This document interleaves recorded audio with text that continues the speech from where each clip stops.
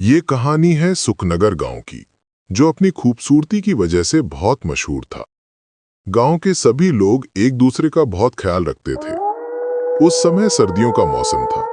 सर्दियों की ठंडी रातों में बिरजू की चाय की दुकान पर गांव के कुछ लोग बैठकर बातें कर रहे थे। आज तो बहुत ठंड है यार, पर जब तक मैं बिरजू के हाथ की चाय ना पी लूं, मेरा तो दिन ही खत्म नहीं होता। तभी मोहन बोला, बात तो तेरी बिल्कुल ठीक है रवि, पर अगर बारिश भी हो जाए तो मजा ही आ जाएगा। अरे अगर बारिश हो गई तो मैं घर कैसे जाऊंगा? मेरा घर तो काफी दूर है, मुझे तो बड़ी मुश्किल हो जाएगी। इससे पहले कि बारिश शुरू हो, मैं तो अपने घर जा रहा हूं। रवि उठने ही वाला था कि तभी तेज बारिश हो जाती है। अरे यार, इस बारिश को भी अभी होना था। अब तो मुझे यहीं बैठकर बारिश के रुकने का इंतजार करना पड़ेगा। तभी उसी समय मुकेश चाचा बिरजू की दुकान पर आ जाते हैं। अरे चाचा, बारिश में भीगते हुए कहाँ जा रहे हो? सब मेरी दुकान पर बैठकर चाय पी रहे हैं, तुम भी थोड़ी चाय शाय पी लो। अरे बिरजू बेटा, मैं दूसरे गांव गया था, पर वापसी लौटने में मुझे थोड़ी देर हो गई। वैसे तो अब मैं गांव की गलियों में रात को ज्यादा देर रुकता नहीं हूँ, जब से मैंने उसे देखा था। मुकेश चाचा की बात सुनकर सब हैरान हो गए थे और मुकेश चाचा का डरा हुआ चेहरा देख रहे थे। तभी रवि बोला, चाचा, किसे देखा था आपने?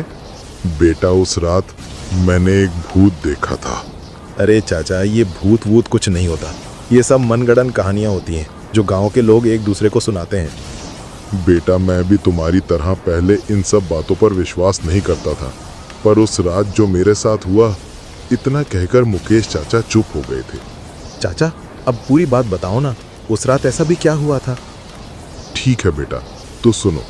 ये बात है उस समय की, जब मेरी उम्र लगभग 30 साल थी। मुकेश उस समय जवान था और उसकी उम्र लगभग 30 साल थी। रात के 11 बज रहे थे। मुकेश एक रास्ते से धीरे धीरे गांव की तरफ बढ़ रहा था। उस समय दूसरे गांव में एक मेला लगा था। मेले से वापसी लौटते लौटते मुकेश को काफी देर हो गई थी। पर जिस सुनसान रास्ते से वो गुजर रहा था, वो कोई साधारण रास्ता नहीं था। कहा जाता था कि उस सुनसान रास्ते पर अक्सर बहुत से हादसे हुए हैं। मुकेश अंधेरे में चल ही रहा था कि उसे अपने पीछे से किसी की आवाज सुनाई देती है। मुकेश, अरे हो मुकेश! सुनसान जगह पर अपना नाम सुनकर मुकेश डर जाता है और जब पीछे मुंह करके देखता है तो वहां गांव का सरपंच खड़ा था। अरे मुकेश, तू यहां क्या कर रहा है? तुझे पता नहीं है, गांव में इस रास्ते से जाना मना है। क्या तू अपने लिए कोई नई मुसीबत खड़ी करना चाहता है? अरे अरे, क्या हो गया? ऐसा भी मैंने क्या कर दिया सरपंच जी? देख मुकेश, ये रास्ता ठीक नहीं है, तू चल मेरे साथ, हम दूसरे रास्ते से चलते हैं। सरपंच जी, मुझे वैसे ही काफी देर हो गई है और ये रास्ता शॉर्टकट है, मैं तो यहीं से जाऊंगा। अगर दूसरे रास्ते से गया तो मुझे घर जाने में काफी रात हो जाएगी।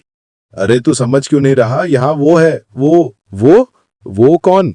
भूत भूत है।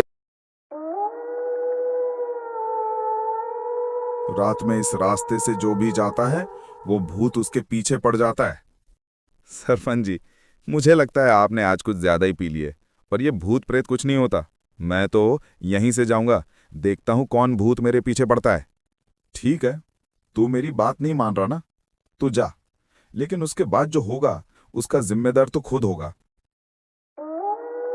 ऐसा कहकर सरपंच वहां से चला जाता है। ये गांव के लोग भी ना कुछ भी भूत प्रेत की कहानी बना के दूसरों को डराते रहते हैं। अरे मैं कोई डरपोक थोड़ी हूं, मैं तो बहुत बहादुर हूं, ये भूत से मैं नहीं डरता। इतना बोलकर मुकेश आगे बढ़ता है, पर उस सुनसान रास्ते में उसे कहीं दूर से कुछ अजीब अजीब जानवरों की आवाजें आ रही थी। मुकेश उस रास्ते से चल ही रहा था कि तभी उसे ऐसा महसूस हुआ कि कोई उसके साथ उसके पीछे पीछे चल रहा है। पर मुकेश ने जब पीछे मुड़कर देखा तो वहां कोई नहीं था। थोड़ा दूर चलने पर मुकेश को अंधेरे में कोई आदमी पेड़ के पास बैठा दिखाई दिया। मुकेश उस आदमी को देखकर हैरान रह गया। अरे भाई, आप इतनी रात गए इस पेड़ के नीचे क्यों बैठे हो? मुकेश की बात सुनकर वो आदमी मुकेश की तरफ पलटता तक नहीं है और चुपचाप वहीं बैठा रहता है। ये आदमी मेरी तरफ पलट क्यों नहीं रहा? मैं उस आदमी के पास जाकर देखता हूं, शायद ये किसी परेशानी में हो। मुकेश उस आदमी की तरफ बढ़ने लगता है और उसके पास जाकर कहता है, भाई मैं आपकी कोई मदद कर सकता हूं क्या? तभी उस आदमी ने मुड़कर मुकेश को देखा। वो कोई आदमी नहीं बल्कि एक भूत था जिसकी शक्ल बहुत खौफनाक थी। उस भूत को देखकर मुकेश पागलों की तरह वहां से भागा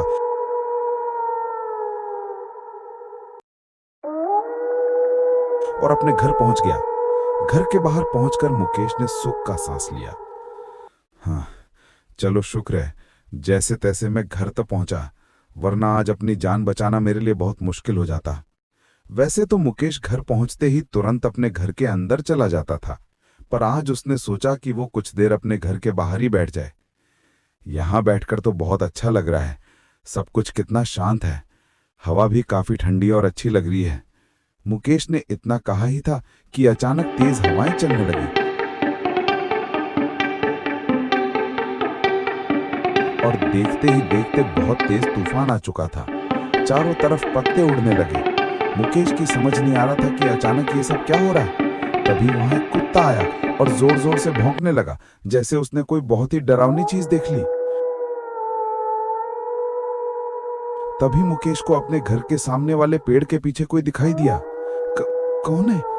कौन है वहां? तभी मुकेश ने देखा कि उस पेड़ के पीछे वही भूत है जिसे उसने गांव के सुनसान रास्ते पर देखा था। गांव के उस रास्ते पर जहां जाने से सब डरते हैं, वो भूत धीरे धीरे मुकेश के पास आ रहा था। उसे देखकर मुकेश का शरीर बर्फ की तरह जम चुका था। मुकेश की आवाज जैसे बिल्कुल ही बंद हो गई थी। वो चाहकर भी कुछ नहीं बोल पा रहा था। बहुत बहादुर है ना तू? अब कहाँ गई तेरी बहादुरी? मुकेश की आंखें फटी की फटी रह गई थीं। डर के मारे उसका शरीर अपनी जगह से हिल भी नहीं रहा था। अब तू मेरा शिकार है, अब मैं तुझे अपने साथ ले जाऊंगा। तभी मुकेश जोर से चीखता है। घर के अंदर मुकेश के भाई रामू की सोते सोते आंख खुल जाती है। ये तो मुकेश भैया की आवाज है, पर यह आवाज तो बाहर से आई है। रामू घर के बाहर जाता है। उससे पहले ही वो भूत धीरे धीरे आसमान में उड़ता हुआ वहां से गायब हो जाता है। रामू जब घर के बाहर जाता है तो वो देखता है कि मुकेश घर के बाहर डरा हुआ खड़ा है। भैया, क्या हुआ आपको? आप इतना जोर से क्यों चीखे? वो मुझे अपने साथ ले जाएगा। वो ले जाएगा मुझे। कौन ले जाएगा भैया? वो भूत। उसने कहा कि वो मुझे अपने साथ ले जाएगा। वो अभी यहीं था मेरे सामने। वो मेरा पीछा करते करते यहाँ तक आ गया था, मुझे अपने साथ ले जाने के लिए। भैया, यहाँ कोई नहीं है, आपको कोई वहम हुआ है। आप मेरे साथ घर के अंदर चलें। रामू मुकेश को घर के अंदर ले जाता है। मुकेश के सारे घर वाले भी शोर सुनकर जाग चुके थे। मुकेश सबको बताता रहा कि उसने घर के बाहर भूत देखा है जो उसे अपने साथ ले जाने की बात कर रहा था। सभी घर वाले मुकेश की बात सुनकर परेशान हो गए थे, पर वो मुकेश को हौसला देते हैं और कहते हैं कि वो अपने कमरे में जाकर आराम करे। मुकेश जब अपने कमरे में गया और बिस्तर पर लेटा तो उसे फिर से उस कुत्ते के भौंकने की आवाज सुनाई देती है।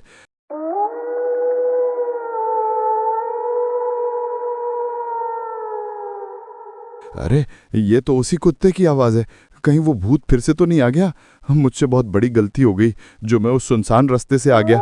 आज के बाद मैं उस रास्ते से कभी नहीं जाऊंगा। वो कुत्ता मुसलसल भौंके ही जा रहा था। मुकेश ने जब खिड़की से झांका तो वो भूत मुकेश के घर के बाहर हवा में उड़ रहा था। इस बार तो तू बच गया, पर अगली बार नहीं बचेगा, ऐसा कहकर वो भूत हवा में कहीं गायब हो गया। उस रात मुकेश पूरी रात करवटें बदलता रहा, पर एक पल के लिए भी उसे नींद नहीं आई।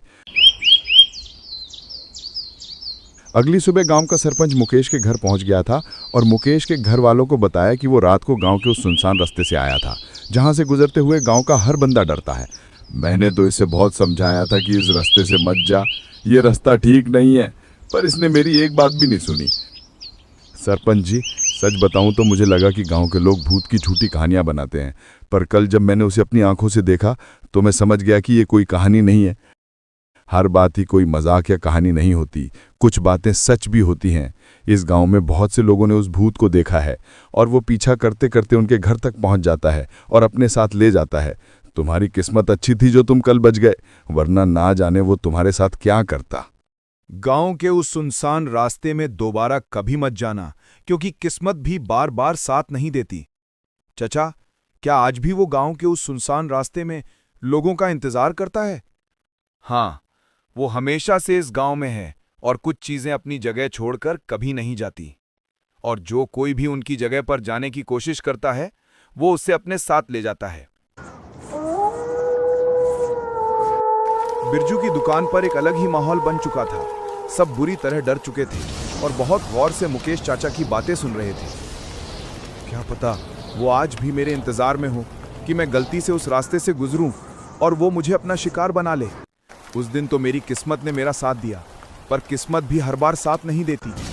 उस सुनसान रास्ते की बात करते हुए गांव के लोग आज भी डरते हैं और उस भूत का बसेरा आज भी उसी रास्ते में है।